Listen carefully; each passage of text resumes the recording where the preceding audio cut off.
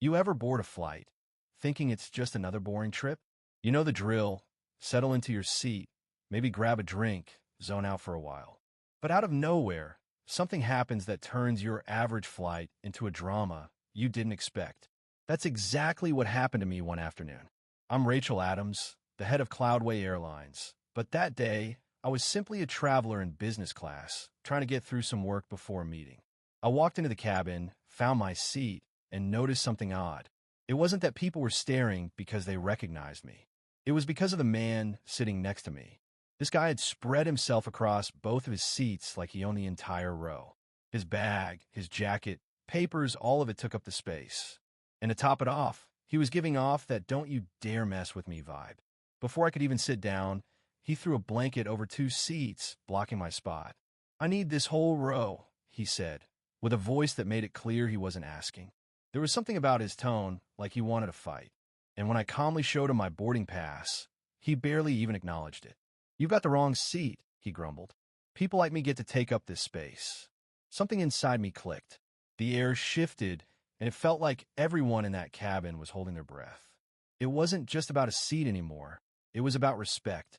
Who gets to take up space, and who gets pushed aside? It was the kind of test that some people just love to fail. I repeated myself, steady as I could, "This is my seat." He crossed his arms without looking at me, sneered, and said, "People like you don't belong here." I've heard that line more times than I can count. Growing up in the city, fighting for respect, fighting for space at the table. And this guy, let's call him Vincent.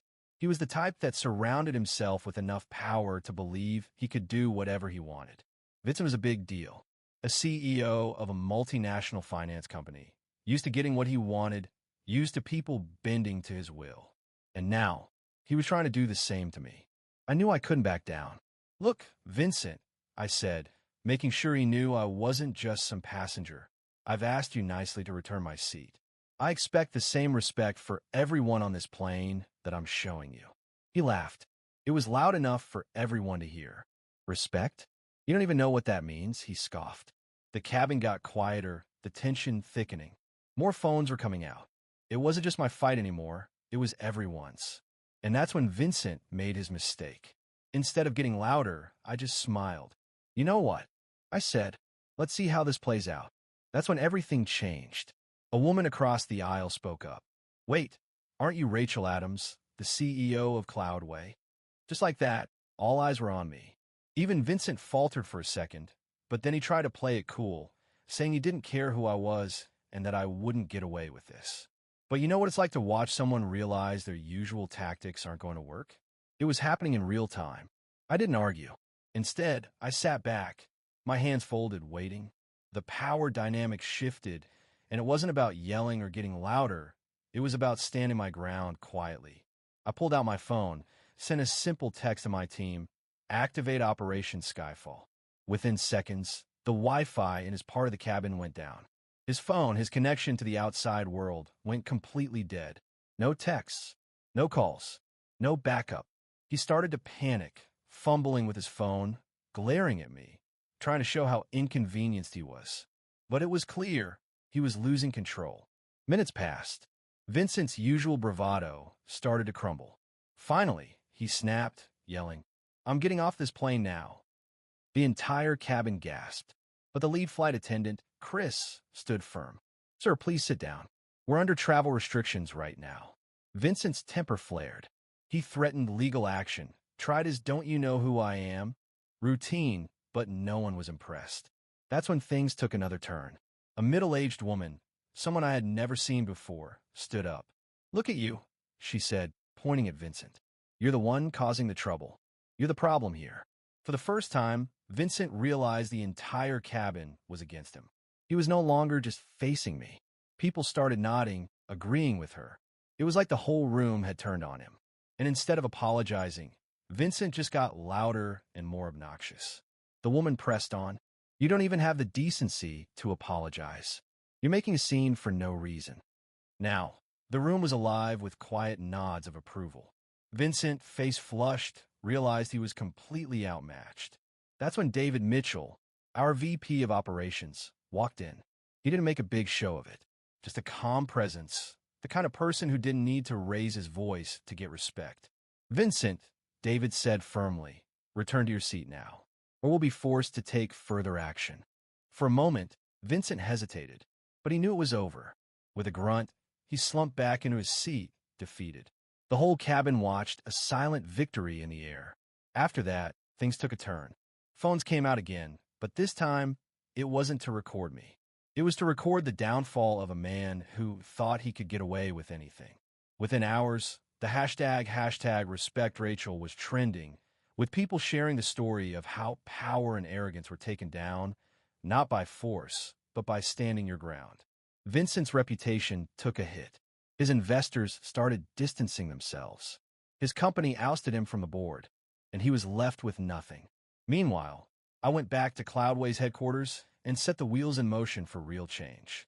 Diversity training, a new company-wide initiative to ensure respect, and a system where employees felt valued at every level. Vincent, for all his wealth and power, was left with no one. His phone rang, but no one picked up. His mansion, once filled with laughter and meetings, echoed with the silence of failure. I kept a small memento from that flight, a boarding pass tucked in a frame on my desk. It serves as a reminder that every day is a chance to stand up for what's right, even when it means standing alone. In the end, that flight was about more than just a seat. It was a lesson in standing up for what's right, even when the odds seem stacked against you. Sometimes, it's not about fighting the loudest or getting the most attention. It's about having the courage to stay calm and steadfast when someone tries to impose their will on you or others. We live in a world where power often tries to overshadow dignity. But moments like these remind us that the real strength lies in staying true to your values, even if it means going against the tide. I didn't fight back with anger or brute force. Instead, I showed up with something far more powerful: composure, respect, and the unwavering belief that no one should be above anyone else. And when you stand your ground with that kind of integrity, you find that the world, in small but powerful ways, starts to shift. What started as a simple dispute over a seat became a turning point not just for me, but for everyone watching. Every day, we have opportunities to choose whether to stand by and let others dictate how we're treated, or whether to step up and reclaim our space in this world. It's easy to be passive, to avoid confrontation, but true leadership, real respect, and justice come when you decide that enough is enough. You don't need to be the loudest voice in the room to be heard. You just need to be clear and confident in what you stand for. The truth is, this wasn't just about one man being wrong. It was about the collective power of individuals choosing to make a stand, however small, for the dignity of others. This story isn't just mine. It's ours. It's a reminder that no one should be allowed to trample over our rights or our respect, and sometimes the most powerful thing you can do is say enough. So, I leave you with this. When the world pushes against you, will you bend or will you stand tall? The choice is always yours. Take it. And remember, the power of respect and equality is something we all carry, whether we realize it or not.